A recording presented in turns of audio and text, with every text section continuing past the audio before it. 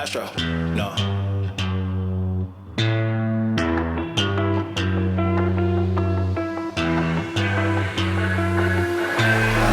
What you know about rolling down in the deep? When your brain goes numb, you can call that mental freeze. When these people talk too much. G'day guys, and welcome back to another episode. Now, as you can probably hear, it is raining at the moment and the weather is not very kind. We've got a real big low coming through and some big storms to hit South Australia in the next couple of days, so we won't be getting out and about very much. Now, I apologise for the lack of, footage that I've been putting up.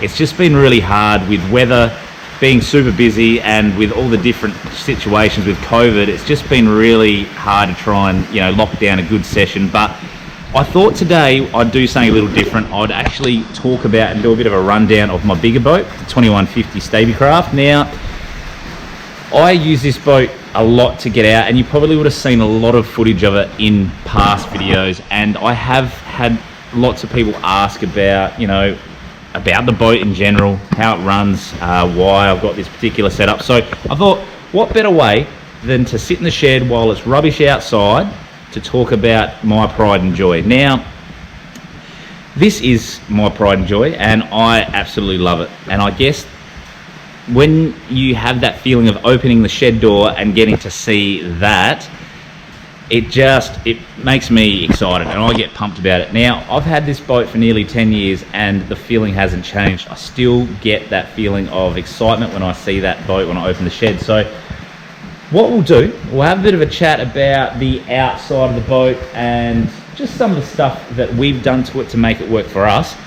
And I think we'll probably have to do a second part because it's got so much random gear on it, so it'll be probably hard to squeeze into one little episode. So we'll try and make two, and we'll talk about the inside and stuff in a second. So bear with me, we'll make our way up to the front and we'll have a bit of a chat about it. So just a little bit of a rundown of why I got this boat and the history of it. So I used to live in a remote part of Central Australia, and basically whenever I came down fishing, I only could pick certain days to fish. Now, I'd come down for a weekend. If it was rough, that was the only day I'd be able to go out. Now, the reasoning for me wanting a bigger boat and a more capable boat was because when I come down and fish in these conditions, I wanted to be able to get out, even if it was windy, lumpy. I still wanted to have that opportunity to do that. Whereas our old boat was capable, but I would probably not do what I've done in this boat because of the sheer, factors this thing has. Now, that was one of the main things that got me starting to look. Then after a while, I did a stack of research. Now, like anyone, and you guys would be the same, if you're interested in something, you do so much research. You look at all the different, brochures, you look at all the little YouTube clips, and towards the end, you know more about the product than the actual salesman do. And I've always found that with cars and boats and whatnot, but it's just one of those things. Now, I did the same. I did a whole heap of research. I was looking at so many different boats. I was going and having a look at the bar crushers. I was looking at the Surtees in aluminium style boats. But then I also looked at fiberglass boats like North Banks and even a couple of Haynes Hunters. And what they had were great, but it didn't have as much for what I wanted like this boat did. Now, like I said, this is the 2150 Stabicraft. Now, they don't make this model anymore. This is a 6.7 metre long boat, and basically when I bought it, there was the 2150, and then there was a next model up. It was a 2250, which gave you an extra bit of fuel, and it was a lot more expensive. So this one just sat nicely in that price range of what I was comfortable paying, but also what I wanted. Now, if you are looking at buying a Stabie now, I think the thing is you're not going to find anything like this, but they have some really cool new models, which I'll talk about in a little while. But firstly, the thing you'll notice is I just think it's a big, tough looking boat. Now, I sort of look at it and it looks a bit like a tank, the way it's designed. It doesn't have smooth lines. It's real sort of square. It's got the square sort of look all the way up to the front, and it's a big hardtop. Now, I wanted a hardtop because I have had so many situations in the past where you'll be going through a chop or a swell and you're constantly getting sprayed with sea spray, or even if you've got clears, they leak and like the salt gets into them and they start to get really hard to unzip and all that sort of thing. And there's just so many things that just frustrate me when it came to having a soft bimini and those things. So that's why I really wanted the big hardtop, because if we're going into some yucky weather, this is going to keep you dry, out the wind, out the wet, and it just works perfectly.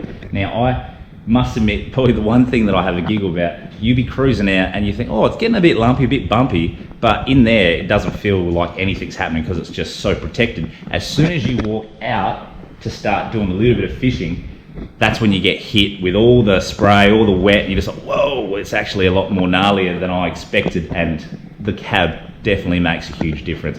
It's funny because I've been out on so many friends' boats who have only got the, you know, the soft biminis or even an open boat, and the weather is such a big factor, and this just makes it so much easier and better. One negative about having a hardtop is the height. You can't change the height. So this measures from the top of the roof to the floor 3 meters exactly, give or take. So we've got doors at our shed that are 3.2, 3.3 meter high, so we can fit this in and out. We actually designed this shed to work with this boat, so we lifted the shed up a meter higher so we could fit this in the shed. Now, I've seen a lot of YouTubers talk about their hardtops and whatnot and say they're great because you can park them outside. All you have to do is just put your gear up the front, put like some sort of cover down here, and everything's protected and you can leave it and it's gonna be all good until your next trip. And I think that's correct, and I think that you're not gonna get anything coming in, it's great. But when you're spending this sort of money on a boat, the last thing I wanna do is leave it out in the weather so it just, you know, cops all the rubbish that, you know, you don't want to have when you've got it in a shed. Now, like I said, I've had this boat for 10 years and I am a big fan of, if you look after something and you know, treat it well, it's gonna look after your back and it's not gonna, you know, change the look. And yeah, this thing's got its odd scratches and bumps and lumps, but overall, it still, I feel, looks like it came out the showroom because we really focus on making sure it's always clean after using it, but it's in this big space that, you know, keeps it out of the weather. But ultimately, I guess, you know, if you don't have the option of building a big shed, you're going to have to just, you know, go with just parking it down the side of the house. But that's just one thing to think about before buying any sort of hardtop, is do you want to leave that sort of money out in the weather so it can cop that sort of stuff. Now, let's just go to the front. A lot of people are probably looking at it going, what are these? I call these the bat wings. Now, this is something that we customized very early on. So we bought the boat, I did a few trips down the far west coast and was noticing that we were getting a lot of stone chips on the front of the pontoons. Now at that stage there was no real big like brands that did stone guards or anything like that. So we thought we needed to come up with something. So we designed, got these bars fabricated, made up, and then went to one of the canvas guys down here and he basically stitched up and made this big canvas flap, which works really, really well, and it protects everything. Now these are great because all you do, unzip it, and you can get to all your bits and pieces that you need to, and it protects the boat when you're traveling. And that's the big factor that I was looking at when I was, you know, doing trips, because the last thing you want is to have stone chips all through your paint of your boat, because ultimately you want to look after it. Now, while we're here at the front, another thing we got put straight on when we bought this boat was the boat catch. Again, makes retrieving the boat so much easier. Seriously, if you have not got a boat catch on a big boat, get one, because this boat is easier to launch and retrieve than my little 4.5 meter tinny. So you can imagine I can do this by myself, no stress at all, because of that. It helps me out so much. All you do, set it up, and I might go through that in a later video, but you just drive up, clicks on, and you're done. Come through, put your chains on, tightened up, and you are sweet to go. And it just makes things so much easier. So highly recommend our boat catch system, because they definitely make a world of difference. Now, to be honest, haven't really done a huge amount to the outside of the boat or the trailer. The trailer's just Dumbia Dow trailer. In the future, I think I might go full alley, just because then you don't get the corrosion and bits and pieces. I opted for a full roller trailer, again, to make it super easy to drive on and off. I know that a lot of trailers now have slides which work really well, but I found that the roller trailers for me, just super easy to get on and off. So that's something that I've just been brought up on. But yeah, if you have a look also, I've gone with a wrap. Now I didn't go wrap all the way down, so this is paint from down here, but this is all a matte black wrap, and also got the name sort of put on it. So what I really wanted to do was make it blend in, so our non-stop would blend in with the actual Stabicraft name on there, so it doesn't stand out, but if you look at it, you can see, that's the name of the boat. So that's sort of where we went with that one. Now we come around to the back. Great big, stand-up deck, which is really cool. Big pod. All right, you've got your dive ladder. Again, great for swimming, great for diving, snorkeling, all that sort of stuff. Works really, really well. You got these little scuppers. So again, you can flop them out. If you've got some water inside the hull, the scuppers will let the water out.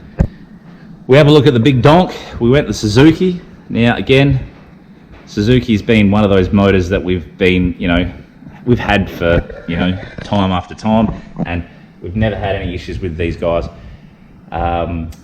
This is a 200. This is max rated to 225, but I think when we were looking, the 225 was the same motor, but just a little bit tuned up differently to get the extra 25 ponies out of it. So we wanted the 200. They at the shop were saying, nah, go 175. You don't want to go too big. But we were like, nah, 200, and it's probably been the best thing we've done, because one, it really packs a punch. You can get to places quickly, but also if you've got a bit of weight in the boat, this thing will just get you on the plane very quickly, and it's just a perfect match for this size boat.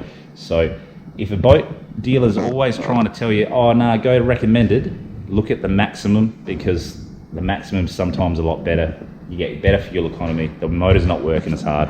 So really, really happy with the Suzuki. I think at the moment we've done nearly, I want to say 700 hours, maybe nearly 8. I can't remember. We'll have a look at the gauges in a minute, but that's a few hundred hours just for recos. So, and I know that these and Yamis and a lot of other big four-stroke brands, the commercial guys put thousands and thousands of hours on these motors. So really, we're only making a slight dent in what these things can actually do. So very, very happy with that. Highly recommend the Suzukis. They're a little bit more expensive in some parts, but really recommend looking at them if you are keen. So pretty much that's the outside of the boat.